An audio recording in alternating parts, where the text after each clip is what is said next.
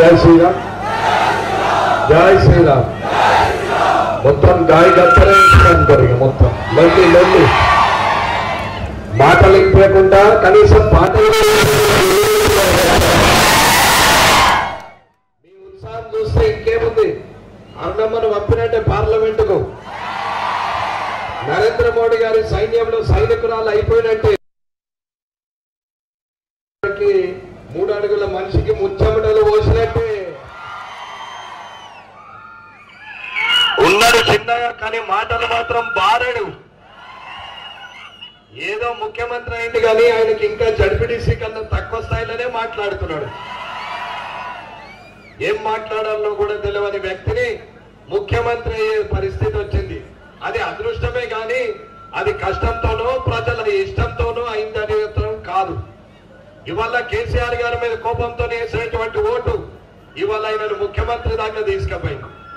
కానీ ఈ రోజు ఆయనకి కోస్గిలో మీరు ఇచ్చిన ఘన స్వాగతం చూస్తే కాళ్ళ కింద భూమి కదిలిపోయి ఉంటది, కాంగ్రెస్ వాళ్ళ కుర్చీ ఊసిపోయి ఉంటది, పన్నోళ్ళు లేచి కూర్చుంటుంటారు. ఇప్పుడు ఇది భారతీయ జనతా పార్టీ కార్యకర్తలు, కోస్గి ప్రజల శక్తి. కాబట్టి మీరు ఇచ్చినటువంటి బలం అరుణమ్మను డైరెక్ట్ గా నరేంద్ర మోడీ గారి సైన్యంలో సైనికురాలుగా ఉంచుతుంది. ఇకపోతే రేవంత్ రెడ్డి గారు మాట్లాడారు. గెలిచిన తర్వాత ఏడికి పోయిండు? ఢిల్లీకి పోయినా పోలేదన్నా. పోయి ఏమన్నాడు? నువ్వు ఆర్ఎస్ఎస్ఏ, నేను ఆర్ఎస్ఎస్ఏ, నీకు నాకు ఒకటే, నేను మీ ఓన్నే అని మాట్లాడాడు ప్రధానమంత్రి గారితో. ఆయన ముందట సగం ఉన్నాడు, కుర్చీకి అతుకపోయినాడు. కుర్చీలో కూర్చుంటే కనీసం కాళ్ళు కింద అని ఆయన నువ్వు నేను ఒకటే అని మాట్లాడాడు. అయిపోయి మళ్ళీ పోయి జాతీయ రహదారులు ఇవ్వాలా, మా రాష్ట్ర రహదారులను జాతీయ రహదారులు ఇయ్యు, కనీసం ఉద్యోగస్తులకు జీతాలు ఇయ్యలేని పరిస్థితి ఉన్నది. కాబట్టి ఎట్లనే చేసి ఒక 9,000 కోట్లు రిలీజ్ చేయమని, పాపం తమ్ముడే కదా అని చెప్పి, చిన్నోడు కదా, సంఘమే అన్నాడు కదా, మా సంఘం మనిషి అనుకుని ఆయన రిలీజ్ చేసే జీతాలు ఇచ్చే. ఆదిలాబాద్ కు ప్రధానమంత్రి నరేంద్ర మోడీ గారు వస్తే ఏమన్నాడు? మా బడేమాయ్ పెద్దన్న పెద్దన్న పెద్దన్న అని మాట్లాడిండు. పెద్దన్నకి ఏం చెప్పిండు?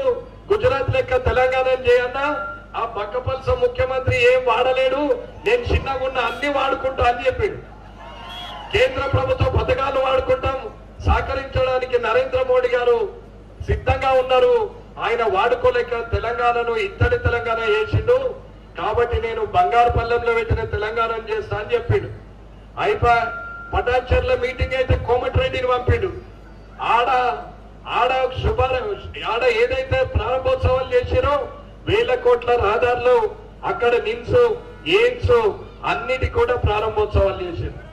లక్షల కోట్ల రూపాయల పెట్టుబడులు పెట్టి తెలంగాణను డెవలప్మెంట్ చేస్తే ఇవాళ వచ్చి ఏమంటుండే ఎలక్షన్ రాగానే పాపం అమాయకులైన క్యాండిడేట్ల దగ్గర చేతుల గుడ్లు పెట్టారు. వాళ్ళకు క్యాండిడేట్లకు తెలియదు మాకు గుడ్డే తప్ప ఏమి లేదురా నాయన, అది కూడా చిన్నగా ఉంటది, అది బాతుగుడ్డో కోడిగుడ్డు అయితే చిన్నగా ఉంటదని. ఏ గుడ్డు ఆయన గుడ్డంతా ఎత్తను ఉన్నాడా కనీసం? మరి గాది గుడ్డ ఎంత ఉంటుందో నాకైతే తెలియదు, ఆయన ఒక్కడే చూసినట్టున్నాడు. ఇది ముఖ్యమంత్రి గారి మాటలు. తెలంగాణ ముఖ్యమంత్రిగా ఇవాళ మీరు మాట్లాడుతున్న మాటలకు తెలంగాణ రాష్ట్ర ప్రజలు దేశంలోనే తలవంచుకునే పరిస్థితికి తీసుకొస్తున్నాడు. అవాకులు చెవాకులు పాల్గొన్నటువంటి పేలినటువంటి పాత ముఖ్యమంత్రిని ఫామ్ హౌస్ లో వండబెడితే ఈయనను ఈ 10 నెలల్లో ఎడబెట్టబట్టాలా?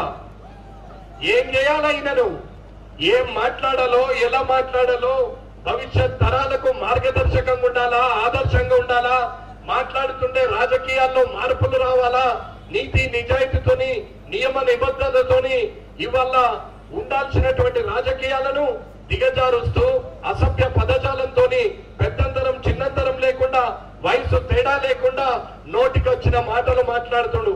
54 ఏళ్ల వయసున్నావు, చిన్నోన్ని అదే మాట్లాడతావు, 70 ఏళ్ల పెద్ద మనిషిని అదే మాట్లాడతావు. వయసుకు విలువని నీకు, నీ చేరుకు, నీ ముఖ్యమంత్రి పదవికి ఎవరు విలువిస్తారో ఒక్కసారి ఆలోచించాలా.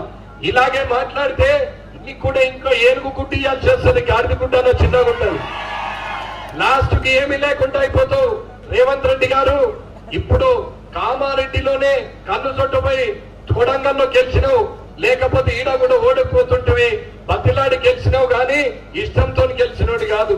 కామారెడ్డిలో ఓడిపోతున్నా అని తెలిసి నేను ఏడ పోటీ చేసినా గెలుస్తా అనుకున్నాడు గాని వచ్చిన ఇద్దరు తోక ముడిచి ఇంట్లో కూడా నువ్వు ఫామ్ హౌస్ లో ఉన్నారు. నువ్వు బతికిపోయి కొడంగల్ ప్రజల దయతోని ముఖ్యమంత్రి స్థాయిలో కూర్చున్నావు. కనీసం మర్యాదగా మాట్లాడడం నేర్చుకో రేవంత్ రెడ్డి గారు.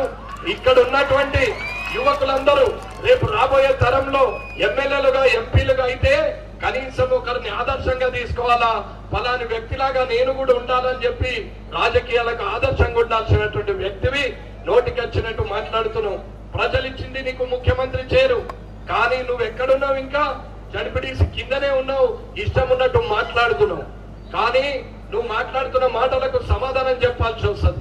అన్న ఇదంతా గుర్తుంచుకొని నరేంద్ర మోడీ గారి సైన్యంలో సైనికురాలుగా పార్లమెంటు మెంబర్ గా పంపించాల్సిన బాధ్యత మీ అందరికీ ఉన్నది. కమలం పువ్వు గుర్తు కోటేసి భారీ మెజార్టీతోని పెద్దక్క అరుణక్కను మీరు ఖచ్చితంగా పార్లమెంట్ కు పంపించే బాధ్యత మీ భుజస్కంధాల మీద వేసుకోవాలా. ఇవ్వాలటున్న ఈ ఉత్సాహం 11వ తారీఖు సాయంత్రం బూతులు మూసే వరకు ఇదే ఉత్సాహంతో ముందుకెళ్లాలని మా అన్నదమ్ములను, అక్క తమ్ములను, పెద్ద మనుషులను అందరినీ, వ్యాపారస్తులను, ఉద్యోగస్తులను, రైతులను, అక్కలను, చెల్లెలను అందరినీ వేడుకుంటూ ఈ అవకాశం ఇచ్చిన మీ అందరికీ కూడా ధన్యవాదాలు తెలియజేస్తూ ముగిస్తున్నాను. జై భారత్.